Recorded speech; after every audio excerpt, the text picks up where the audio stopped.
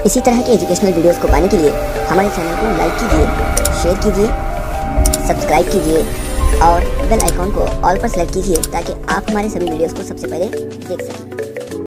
बिस्मिल्लाहिर्रहमानिर्रहीम। अस्सलाम वालेकुम दोस्तों, आज हम देखेंगे सवाली पर्चा पंजुम जमात का जो ताल्लुक़ रखता है मज़मून EVS यानी माहौलियाती मुतालिया से। वीडियो शुरू करने से पहले मैं आपको बता दूं कि जो हुकूमत कर्नाटक की जानिब से मॉडल क्वेश्चन पेपर इशू किए गए हैं, इसमें सिर्फ़ और सिर्फ इंग्लिश और कन्नड़ा ज़बान में माहौलियाती मुतालिया जो सवाली पर्चा है इसे इशू किया गया है। हमारे एक दोस्त ने जो है इस तर्जुमा शुदा फ़ोटोज़ को हमें शेयर किया, तो इनका शुक्रिया अदा करते हुए इस वीडियो को मैं आगे बढ़ाता हूँ। तो सवाल नंबर 1 है, मैं पानी को पकड़ता हूँ, पौधों को बढ़ाने में मदद करता हूँ, पौधों की जड़ें मुझे मजबूती से पकड़ती हैं, तो मैं कौन हूँ? तो इसका जो दुरुस्त जवाब है वो है ऑप्शन सी। ऑप्शन सी मिट्टी इसका बिल्कुल दुरुस्त जवाब है। आगे बढ़ेंगे सवाल नंबर 2 की तरफ। टुमकुर ज़िला की अहम फसल। तो टुमकुर ज़िला की अहम फसल है ऑप्शन सी नारियल। ये यहाँ की जो है अहम फसल है। और अगला सवाल है सवाल नंबर 3, आबपाशी से सैराब ज़मीन के मुताल्लिक़ सही बयान। तो आबपाशी जो किया जाता है वो है तालाब, कुओं, नहर और नदी का पानी का इस्तेमाल करते हुए काश्त करना, तो ये कहलाता है आबपाशी। तो आगे बढ़ते हुए देखेंगे हम सवाल नंबर 4, इस ज़रिए आले का इस्तेमाल डैश के लिए किया जाता है। तो ये जो तस्वीर यहाँ पर दिखाई गई है, ये हल की जो है तस्वीर है, तो इसे किस लिए इस्तेमाल किया जाता है? तो ये इसका बिल्कुल सही जवाब होगा ऑप्शन ए, ज़मीन में हल जोतने के लिए। अगर आपको वीडियो पसंद हो रहा है तो इस वीडियो को अभी के अभी लाइक कीजिए, क्योंकि आपके लाइक से हमें बहुत ही हौसला मिलता है अगले वीडियो बनाने के लिए। तो नीचे अपना नाम कमेंट करें, मैं जानना चाहता हूं कि हमारे वीडियोस को कौन कौन देख रहे हैं। तो आगे बढ़ते हुए हम देखेंगे सवाल नंबर 5, आबपाशी का वो तरीका जिसमें फसलों पर एकसां तौर पर पानी का छिड़काव किया जाता है जैसे बारिश होती है।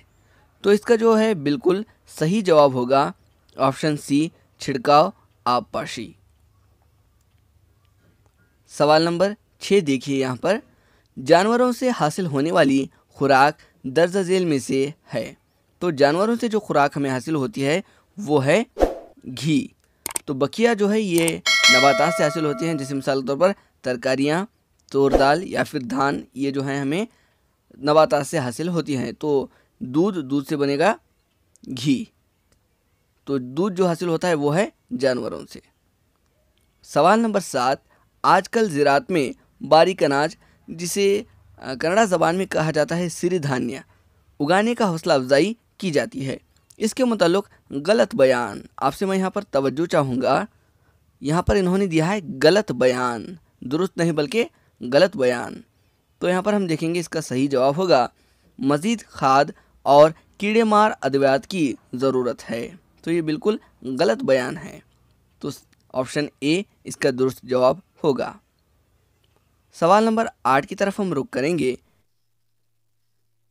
सवाल नंबर 8 है, एक डॉक्टर अंदाज़ा लगाता है कि बच्चे में क़ुव्वत मुदाफ़अत यानी इम्यूनिटी की जो ताकत है वो कम है।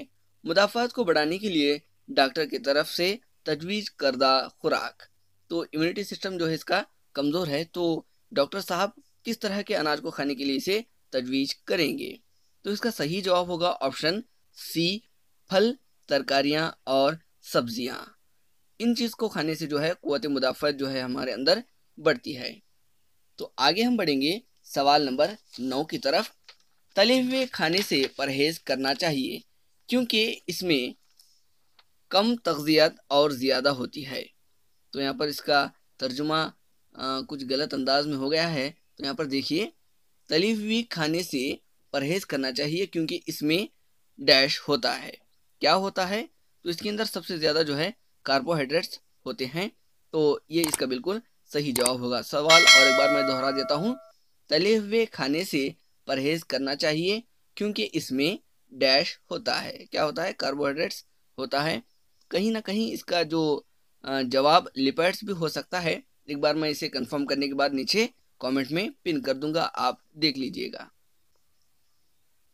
अगले सवाल की तरफ रुख करेंगे।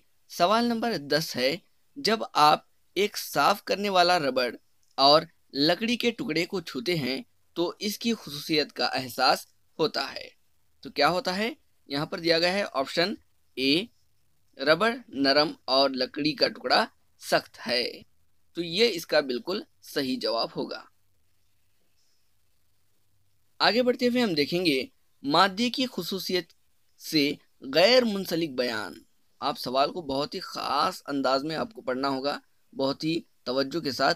गैर मुंसलिक यानी जो इससे ताल्लुक़ नहीं रखता। देखिए, मादे की खुसूसियात जो हैं, ये जगह भी घेरता है, ये हजम भी रखता है और इसकी कमियत भी होती है। लेकिन जो यहाँ पर गैर मुंसलिक है वो है बड़े ज़रात से मिलकर बना हुआ होता है। तो ये इसका बिल्कुल मुंसलिक नहीं रखता, इससे कोई ताल्लुक़ नहीं रखता। तो इसका ऑप्शन डी बिल्कुल सही जवाब होगा। अब बढ़ेंगे अगले सवाल की तरफ, जो है सवाल नंबर 12। बेकर में पानी एक मखसूस सतह तक भरकर इसे मुंजमद करने पर दर्ज झेल में से सही बयान क्या है? अगर हम एक बेकर में जो है इसे पानी को रखते हैं, रखने के बाद उसे जो है मुंजमद कर देते हैं, यानी करने के बाद जो है क्या होगा? तो इसका बिल्कुल सही जवाब होगा ऑप्शन बी, बर्फ का बनना पानी की सतह से ज्यादा होता है। तो ये इसका बिल्कुल सही जवाब होगा। अब है सवाल नंबर 13। एक जिसामत के 4 बेकर लेकर दी गई शक्लों की तरह इनमें बितरतीब 1, 2, 3 और 4 गोलियां डाली गई हैं और बेकर्स में एकसा सतह पर पानी भर दिया गया है। वो बेकर जिसमें ज्यादा पानी होगा। तो ज्यादा पानी किस में होगा? तो यहाँ पर देखिए, इसमें है 1, इसमें है 2, 3 और 4। तो ज्यादा पानी जो होगा वो होगा ऑप्शन ए वाले, क्योंकि इसके अंदर जो है इनकी गोलियों की जसामत जो है यहाँ पर जगह घेरी हुई है। तो पानी जितना ये जगह घेरता है उतना पानी कम होगा। तो ये इसका बिल्कुल सही जवाब है। आगे बढ़ेंगे सवाल नंबर 14 की तरफ। मादे की नोयत के लिहाज से ये गलत है। तो मादे की नोयत के हिसाब से यानी मादे की हालतों के हवाले से इनमें से एक ताक है। जैसे मिसाल के तौर पर पत्थर, मिट्टी, दूध और दरख्त। तो इसमें जो अलग है वो है दूध, क्योंकि ये भी ठोस है, ये भी ठोस है और ये भी ठोस है। तो यहाँ पर माया हालत में जो है यहाँ पर दूध दिया गया है। तो ये गैर मुंसलिक होगा। अब है सवाल नंबर 15। बर्फ से लबरेज ग्लास के ऊपर पानी के कतरे पाए जाने की वजह। अगर हम किसी ग्लास में बर्फ डालते हैं तो इसके अतराफ जो है पानी जमा हुआ होता है। तो इसका वजह क्या है? तो इसका सही जवाब होगा ऑप्शन ए। ऑप्शन ए में यहाँ पर देखिए, हवा में मौजूद पानी के बुखारात मुंजमद होकर ग्लास की सतह पर जम जाते हैं। तो ये इसका बिल्कुल सही जवाब होगा। आगे बढ़ेंगे सवाल नंबर 16 की तरफ। हिंदुस्तान के नक्शे में कर्नाटक की सिमत में वाक़या है। तो यहाँ पर हिंदुस्तान का जो नक्शा है इसमें कर्नाटक कहाँ पर है? यहाँ नीचे की जानिब। तो ये जो इसका बिल्कुल सही जवाब होगा वो होगा ऑप्शन बी, जुनूब। ये इसका बिल्कुल सही जवाब होगा। तो मैं उम्मीद करता हूँ कि ये वीडियो आपको पसंद आ रहा होगा। तो अगर आ रहा है तो इसे ज़रूर से ज़रूर लाइक कर दीजिए। अब हम चलेंगे अगले सवाल की तरफ। सवाल नंबर 17। कर्नाटक की पड़ोसी रियासत में जिसमें कसीर तादाद में मराठी ज़बान बोलने वाले अफराद हैं।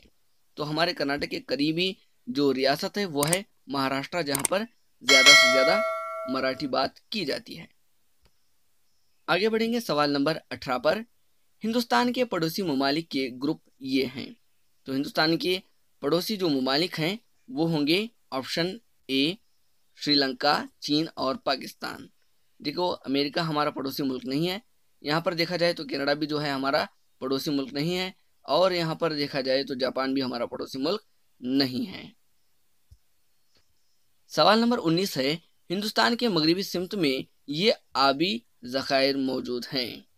तो कौन सा है जो हमारे हिंदुस्तान के मगरबी हिस्से में मौजूद है? तो यहाँ पर देखिए, ये होगा हमारा मशरिक, मगरिब, शुमाल और जुनूब। तो इस इलाके में जो है बहरे अरब है, तो ऑप्शन बी इसका बिल्कुल सही जवाब है। सवाल नंबर 20, मरकजी हुकूमत के बरह रास्त ज़ेर इक़्तिदार में ये मरकजी रियासत नहीं है। तो इसका सही जवाब होगा ऑप्शन सी, दिल्ली। तो यहाँ पर हमने देखा सवाल नंबर 1 से लेकर 20 तक। इंशाल्लाह अगली वीडियो में हम इसके तफसीली सवालात के जवाब लिखने की कोशिश करेंगे। अगर आपको ये वीडियो पसंद आता है तो इसे ज़रूर से ज़रूर लाइक कीजिए, नीचे अपना नाम कमेंट करना मत भूलिए और फिर मिलेंगे अगली वीडियो में। तब तक के लिए अल्लाह हाफिज़।